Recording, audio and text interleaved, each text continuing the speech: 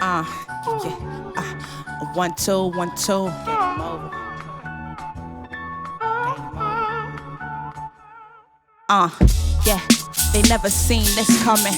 Like I was they first Atari 2600. Well, the title Closer Than They Appear is kind of piggybacking off of that warning label that we see in cars and vehicles every day. Objects in mirror are closer than they appear. And I've been thinking about that title a lot. Well, just that phrase a lot because I was driving Lyft. A lot of people know I was driving Lyft and Uber for a good amount of 2019. And I'm constantly in cars, I'm constantly moving, and I'm always looking at that side view. And it really hit home when I connected with Fonte, because I remember feeling like, wow, he's just so I can't really reach him. I don't really, I know people that know him, but I wonder if I can work with him one day. And for us to have connected the way we did, it was just so timely. Our conversations with getting the album done, or coming up with the concept of the album, was in a car as well.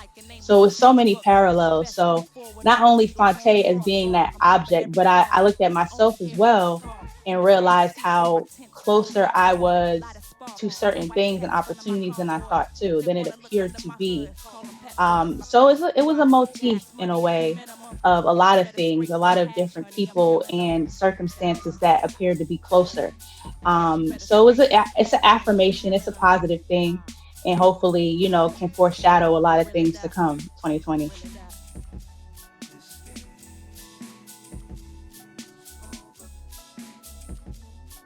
So the features on the album are Vic Mensa, Phil Boudreau, Cy Smith, and of course Little Brother. So that's Fonte and rapper Big Pooh.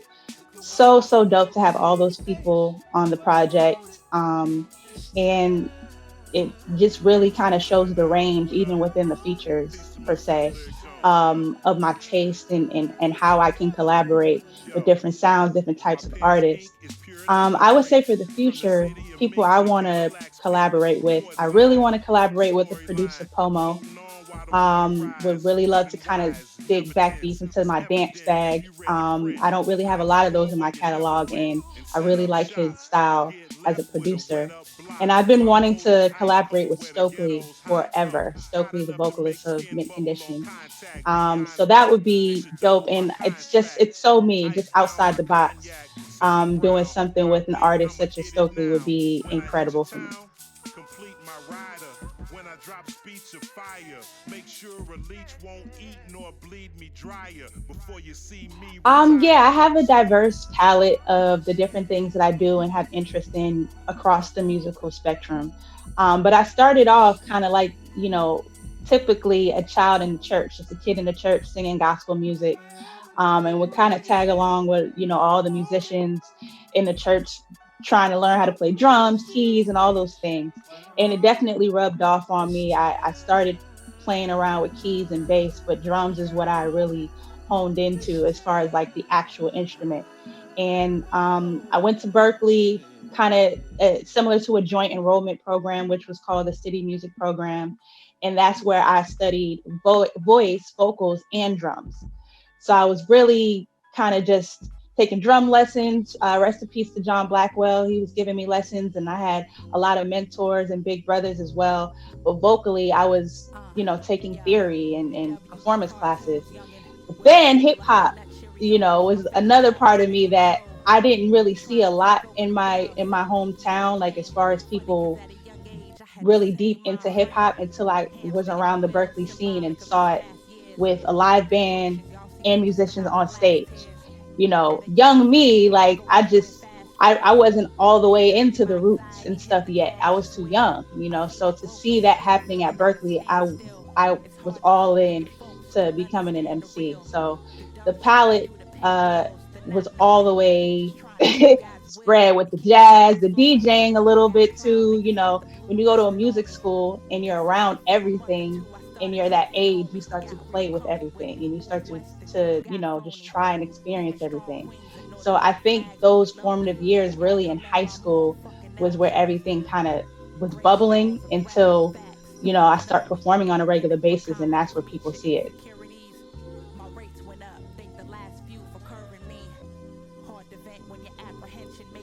Well, the music scenes of Boston, Atlanta, and LA for me obviously are different because of the different parts of the United States they're in, but different parts of my life and my career, I was in those places.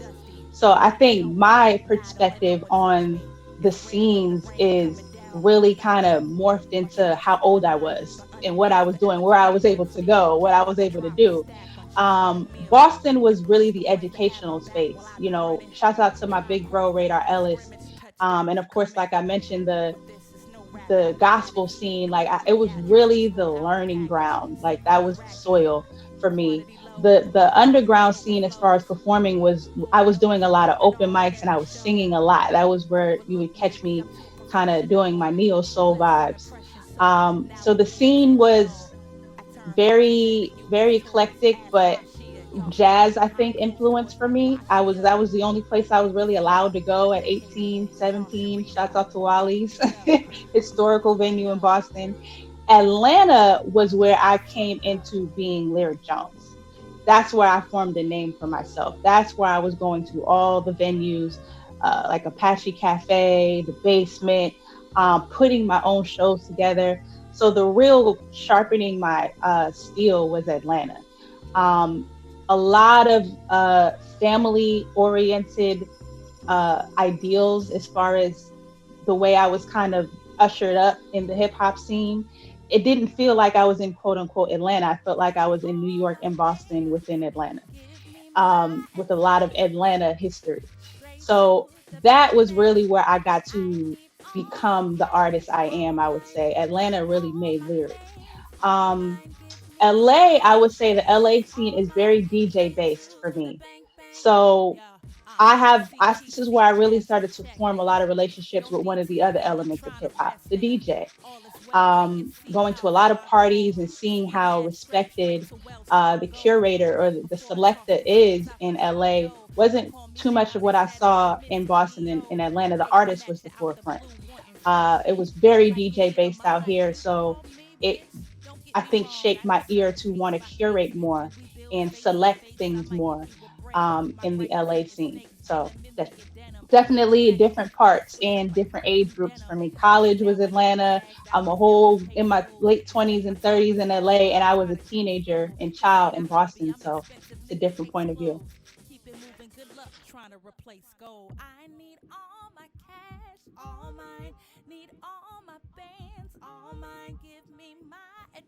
Well, 2020 we know has definitely been a roller coaster, and that is like not even a euphemism. Like literally up, down, round and round, all the things.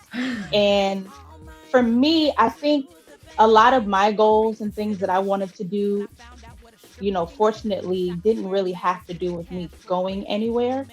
I always had on the books Fonte and I to put this album out this year. So it put a damper on how, but the actual results don't rely on too many outside things, but being able to record, get it mixed, mastered, and so on. Um, Tiny Desk was definitely helpful because it motivated me to figure out how to stream and put together content. It's literally not something I had to think about. And some people were doing it already, but it's not something I had to think about prior to 2020. So having things that were asked of me and pseudo deadlines helped get me, going in certain aspects. But I would say closer than they appear, that was my 2020 before COVID. Like that, putting this album out and working with Fonte was always the vision. So knowing that we wanted to get it out this year, um, and all the other things that kind of came into play, definitely I think was a jolt. But if I'm going to be honest, my refuge is the stage, being in a crowd, being able to perform to a live crowd. And so it's been hard to write and create knowing that I'm not going to be able to perform anytime soon the way I want to. Other people have been making do, but that's been the difficult part for me is because I really yearn to perform and put shows together, um, to a grandiose as much as I can with what I have. So that's been tough, but knowing how to see the end route of what I already wanted to do and get that done with the help of Fonte was definitely the motivating 2020 catalyst for me.